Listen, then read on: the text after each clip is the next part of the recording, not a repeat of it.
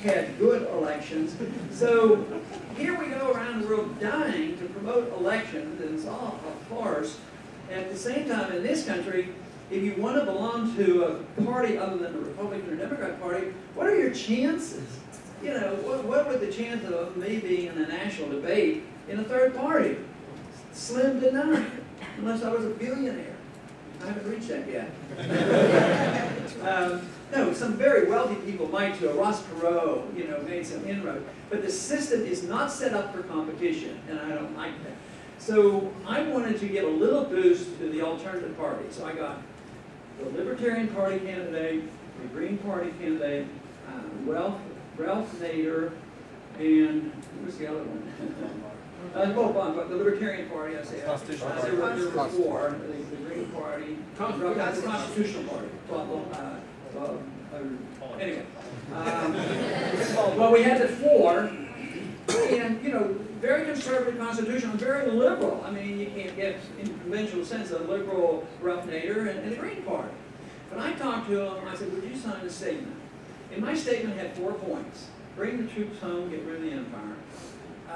Get rid of the Patriot Act and pay more attention to civil liberties and privacy.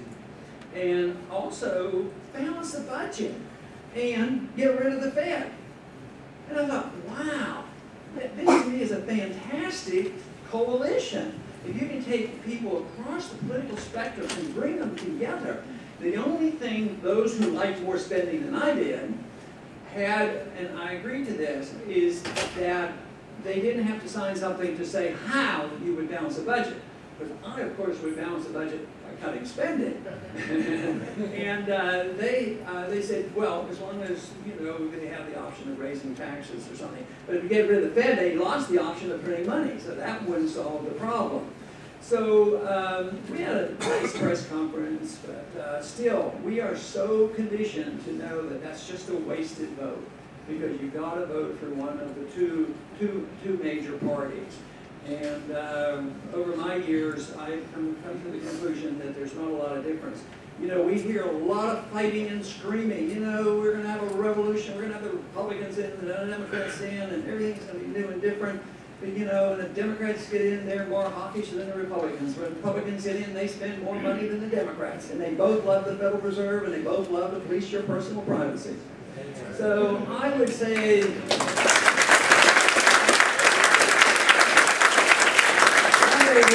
have to wake up. Now, do we have to have a third party to have a true revolution? No, you don't have to have a third party. But if you have a revolution, and a revolution of ideas, those ideas will have to permeate both parties. Because the major economic revolution of the Depression, they blamed capitalism and the gold standard and not enough government regulations, and that caused the Depression. Completely wrong on that issue, but the people accepted it, the professors accepted it, and it ushered in the age of Keynesianism, interventionism, the planned society, not socialism, just the planned society, which always moves toward socialism. So that wasn't you know, one party. It wasn't the Democrats. And Nixon confirmed it, you know, on that date in 1971. He says, when he closed the gold window and did all this horrible things, he says, we're all Keynesians now. And I thought, well, that's when I better get busy. Because I'm not a Keynesian, and I'm going to get involved. If we are going to change, it will be ideological, it will not be political, it will not be one or two people, it will not be after this election that all of a sudden you're going to have magic. I think there can be some improvements, and if they're moving in the right direction, things could improve. But ultimately, it's going to be up to you as individuals, especially those of you who are in a college or a law school, to try to understand the importance of law, the rule of law, that all laws are based on the individuals and they're not based on group. I don't like collective punishments or collective benefits. We're important because we're an individual. And for that reason, a free society and the concerns about liberty bring people together, because the one thing you have to have if you want to live in a free society is tolerance. We understand pretty well in this country about tolerance on religion until just recently. I mean, we are less tolerant now because we have been badgered into blaming Islam rather than a few bad people in Islam. But if I have very conservative personal social values, but in order for me to promote what I'm talking about, I don't want to pass laws or become judgmental. I can have personal judgments, I can teach my children and other things on certain views, but if I want to be judgmental on how a person lives, what their lifestyle is, then I don't think I'm doing my job. But I don't want anybody else to be judgmental on the economic issues. Too often we have these two factions. Oh, I'm going to make you a better person how you live, and I'm going to make sure that we have a free society, a fair society, and we'll spread the wealth around. But liberty is one unit, and we lost that. Liberty broke up into two pieces about 100 years or so ago. The founders never talked about economic liberty and personal liberty. Everybody had liberty. Now we even have speech in two groups. Political speech and economic speech. You know, if you're in business, that's different than if you're just giving a talk. So it's all one. I think it is so wonderful because it brings people together. Ultimately, if we are more tolerant of each other, and the big rule is you can't use force. You can't use force to make another group act like you do as an individual or use the arm of the government. And then there is more prosperity, and then there is a fairer distribution. The evidence is overwhelming that if you want the maximum amount of wealth in a country and the best distribution, it is through a free market and sound money economy where property rights are respected and understood, where contract law is very precise, and this is why we had Trump. And it's also the reason that we do not have to go through the devastating change that the Soviet system did and Russia did, because they didn't have our traditions. Our traditions, we've about forgotten about them, but if we want to look for them, at least we know what sound money used to be. We know what contracts and private property are like. We know what it could be like if you didn't have 47 agencies of government to go to ask them to start a business or use your property. So this is, we can do it, but the big question is will the young generation understand this, want it, think it's the right way, believe it's the American system, believe in the rule of law?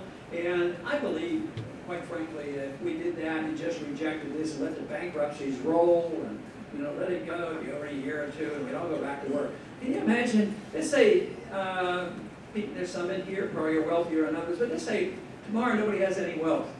But there are going to be jobs available. I mean, everybody can go out and work and do something. But the one thing you didn't have to do is ask permission for anything, and you didn't have to report anything. You got to keep everything you earned. I mean, I think it would be miraculous. What if we didn't put out $3.7 trillion with this mess we had this couple of years ago, which generated no growth? $3.7 trillion. What if we just save that money, not spend that, and just say, folks, we're in trouble. We need you to get your house in order. We need to get your debts paid down, pay your mortgages. So from now on, we've just gotten rid of the income tax.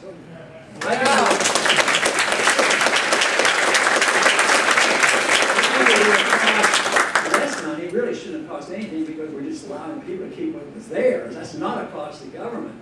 But I think that the economy would be thriving, and would have saved that $3.7 trillion.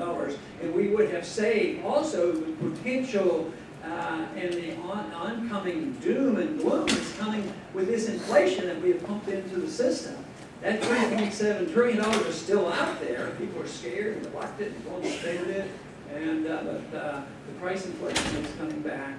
We have the answers. It's a wonderful thing, but it's based on that one thing, individual liberty. And that liberty comes to us in a natural way. And the purpose of government should be limited to protecting that liberty. Thank you very much.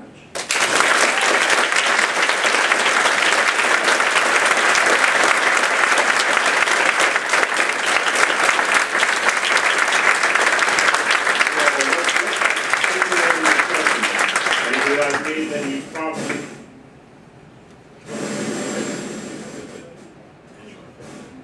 messed up. I'm taking the blame. I have so many questions, and I know I can see in many people's faces you have a lot of questions too.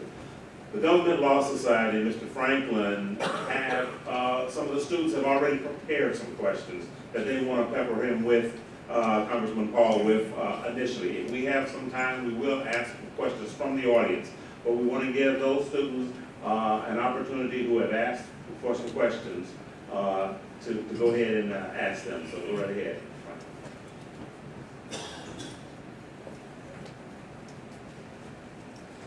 Congressman Paul, our first question is, we are at the most diverse law school, one of the most diverse law schools in the country, and I was going to ask you, although we are at the most diverse law school in the country, we are on the campus of the HBCU, so what are your views about diversity in education? How do we sustain the legacy of HBCUs while recognizing that diversity? Thank you. I do want to mention that Trevin invited me here, he got me here, and he also served as an intern in my office, so I appreciate that very much that he got this organized. But diversity, I think it's great. And I just mentioned how I think freedom handles diversity, because there's nobody has to worry what their neighbors are doing, that they're not going to steal from you, and they're not going to tell you what to do with your life, and they're not going to be overly judgmental. In schools, you know, in a totally free society, I think it would be more diverse. I think people would be coming together. I think divisiveness comes when everybody's gathering around to get a piece of the pie, and the pie keeps shrinking. But it is true, though, in a free society, there would be a mixture of things. You know, there would be diverse universities, and there would be other kind of universities, and I just think that sometimes legislative efforts to make something diverse is risky business, because then you're talking about, well, okay, we need quotas here and that kind of stuff. I think it has to be voluntary to really work. So I just don't believe in the legislative approach, but strongly believe in the principle, and I'm also convinced that the best thing you can do to achieve diversity would be a free society.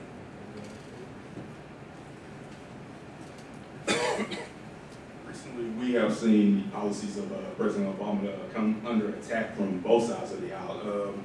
What are some of the policies that he has passed, that Congress has passed, that you would consider, I guess, successful? always a tough question. Well, I guess it's hard to find any, but one thing I